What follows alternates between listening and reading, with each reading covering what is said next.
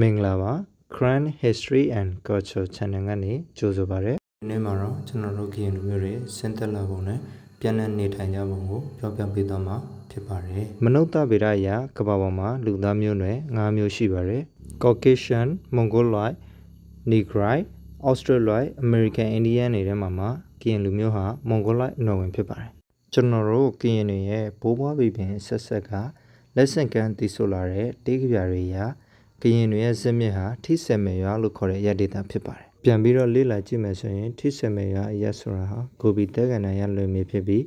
အဲ့ဒီတဲကန်နန်ရလွင်မြေရဲ့မြောက်ဘက်တက်မှာမွန်ဂိုလီးယားအရက်ရှိပါတယ်။သမိုင်းဆရာတွေကလည်းကရင်တွေဟာမွန်ဂိုလီးယားကနေဆင်းသက်လာတဲ့မွန်ဂိုလော့ဒ်မျိုးနွယ်တွေဆိုပြီးအခိုင်အမာဆိုကြပါတယ်။ကရင်တွေဟာအကြောင်းမျိုးမျိုးကြောင့်ထိစက်မယ်ရွာဒေတာကိုဆွန့်ခွာပြီးတောင်ဘက်ကိုရွှေ့ပြောင်းလာခဲ့ကြပါတယ်။ကရင်တွေဟာလက်ရှိပြည်ထောင်စုသမ္မတမြန်မာနိုင်ငံထဲမှာအခြေမချမီတရုတ်နိုင်ငံယူနန်ပြည်မှာလည်းနေထိုင်ခဲ့ကြပါသေးတယ်။ကရင်တွေဟာတောင်ဘက်ကိုလမ်းကြောင်း30နဲ့ဆင်းလာတယ်လို့သမိုင်းဆရာတွေကဆိုကြပါတယ်။ဒီလမ်းကြောင်း30ကတော့1မဲခေါင်မြစ်2တန်လွင်မြစ်3အေရရီမြစ်တို့ဖြစ်ကြပါတယ်။မဲခေါင်မြစ်ဟာထိစက်မယ်ရွာအရမှာမြစ်ဖြားခံပြီးတော့တရုတ်နိုင်ငံယူနန်နဲ့လာအိုထိုင်းကမ္ဘောဒီးယားနဲ့ဗီယက်နမ်နိုင်ငံတွေကိုဖြတ်တန်းစီးဆင်းပြီးတော့တောင်တရုတ်ပင်လယ်ထဲကိုစီးဝင်သွားပါတယ်။ဒီနေရာဟိုတစ်ချိန်ကထိုင်းနိုင်ငံချင်းမိုင်မှာအခြေချနေထိုင်ခဲ့ကြပြီးတော့နောက်ပိုင်းမှာထိုင်းလူမျိုးတွေ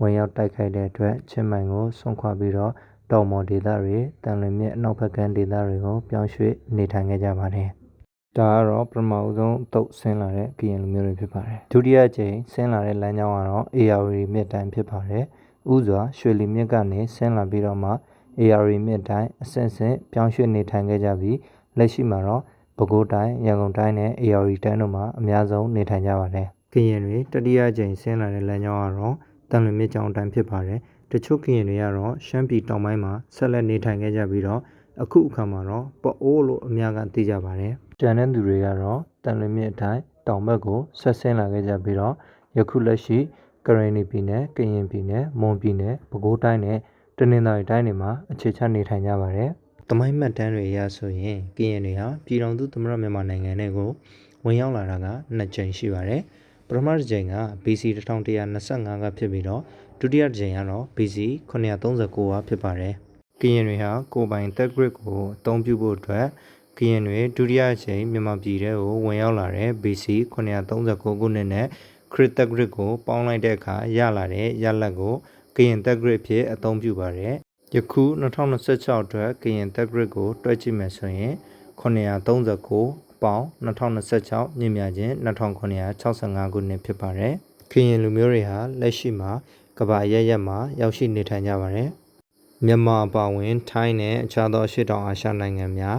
းတရုတ်ဂျပန်တောင်ကိုရီးယားစတဲ့အရှေ့အာရှနိုင်ငံများဩစတြေးလျနယူးဇီလန်စတဲ့ဩစတြေးလျတိုက်မှာရှိတဲ့နိုင်ငံများအမေရိကန်ကနေဒါနဲ့အခြားသောမြောက်အမေရိကတိုက်မှာရှိတဲ့နိုင်ငံများဆွီဒင်နော်ဝေ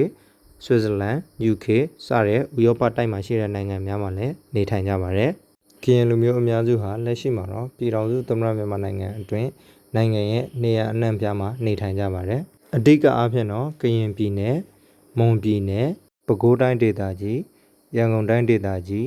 တနင်္သာရီတိုင်းဒေသကြီးအေရရီတိုင်းဒေသကြီးတို့မှာအများစုနေထိုင်ကြပါတယ်။ပဲခူးရန်ကုန်နဲ့အေရရီတိုင်းဒေသကြီးတို့မှာရှိတဲ့ကရင်လူဦးရေဟာကရင်ပြည်နယ်မွန်ပြည်နယ်နဲ့တနင်္သာရီတိုင်းဒေသကြီးတို့မှာရှိတဲ့ကရင်လူဦးရေထက်ပိုများပါတယ်။ဒါပေမဲ့မိခင်ဘာသာစကားပြောဆိုနိုင်မှုနဲ့မိခင်စာပေတက်မြောက်နိုင်မှုအပိုင်းမှာတော့